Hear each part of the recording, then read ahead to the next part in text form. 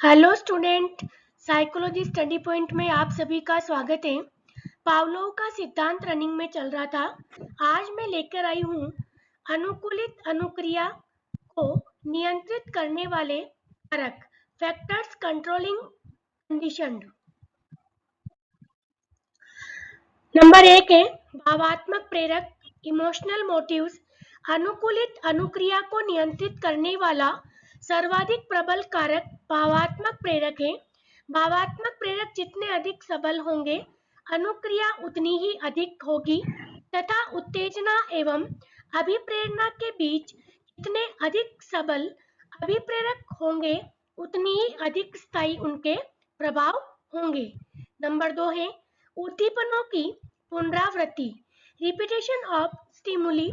किसी क्रिया की बार बार पुनरावृत्ति करने पर वह क्रिया व्यक्ति के स्वभाव का अंग बन जाती है।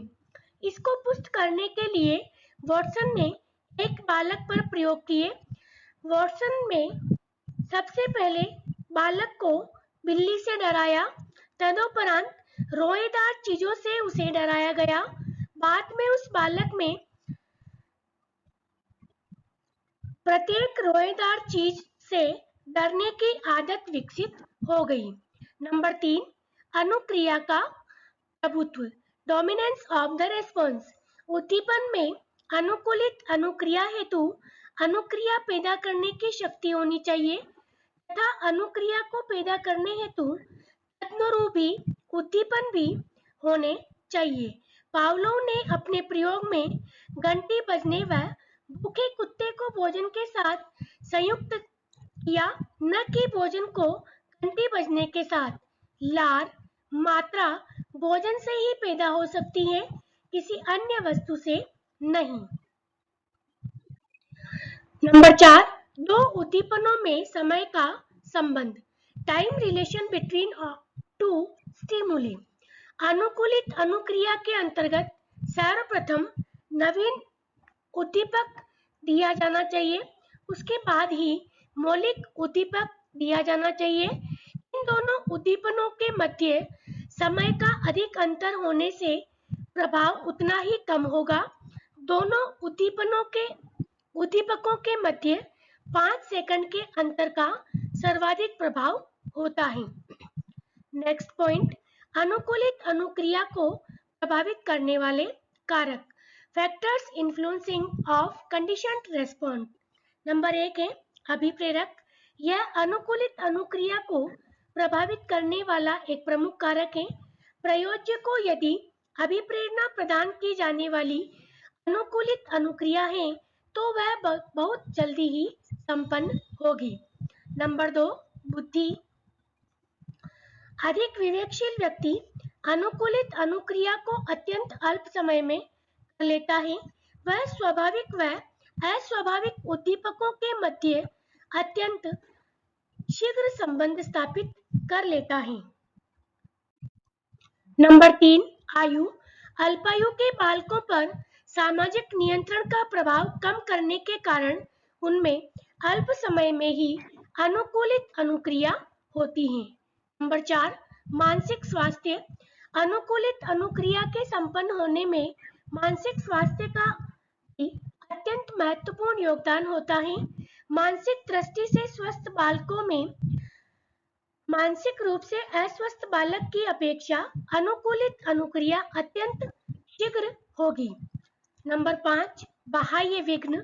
स्वाभाविक उत्तेजना व अस्वाभाविक उत्तेजना के बीच कोई बाह्य विघ्न उत्पन्न होने से उत्तेजना की अनुक्रिया में अधिक समय लगता है। नंबर 6 अभ्यास। अभ्यास भी अनुकूलित अनुक्रिया को प्रभावित करता है।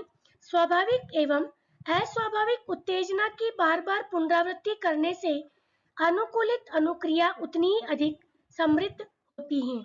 नंबर 7 अनुकूलित अनुक्रिया डी कंडीशनिंग। जब अन्य क्रिया से अनुकूलित अनुक्रिया के संबंध में वृद्धि कर दी जाती है तो उसे प्रानुकूलित अनुक्रिया कहते हैं। प्रानुकूलित अनुक्रिया के अंतर्गत स्वाभाविक उद्दीपकों की संख्या में वृद्धि हो जाती है। अग्रलिखित विश्लेषण द्वारा प्रानुकूलित अनुक्रिया को स्पष्ट किया गया है। S1 भोजन, R1 लार गिरना, S1 धन S2 बराबर R1 भोजन, घंटी की आवाज और अनुकूलित अनुक्रिया। S2 है इसमें घंटी की आवाज।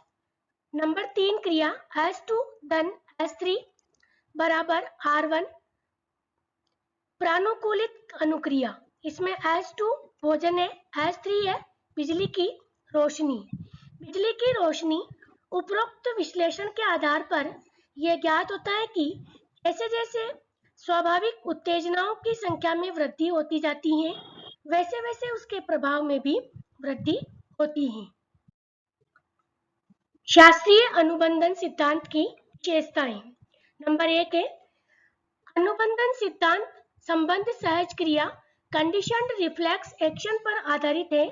छोटे बच्चे प्रायः इसी रूप में सीखते हैं। नंबर 2, यह सिद्धांत किस बात पर बल देता है कि यदि स्वाभाविक उद्दीपक यूएस के साथ अनुबंधित उद्दीपक सीएस का प्रयोग किया जाए तो स्वाभाविक अनुक्रिया यूआर में वृद्धि होती है। इस अनुबंधित अनुक्रिया सीआर कहते हैं। इसे अनुबंधित अनुक्रिया सीआर कहते हैं।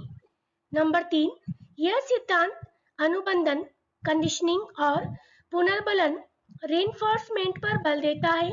पुनर्बलन से सीखने की गति बढ़ती है और अनुबंधन से सीखना स्थायी होता है। नंबर 4, इस सिद्धांत के अनुसार सीखने के लिए अनुबंधित उद्दीपक कंडीशन स्टिमुलस सीएस और अनुबंधित अनुक्रिया कंडीशनड रेस्पॉन्स सीआर में संबंध होना आवश्यक है। नंबर 5, इस सिद्धांत के अनुसार बच्चों की बुरी आदतों आदि के स्थान पर अच्छी आदतें प्रतिस्थापित की जा सकती हैं। Thank you.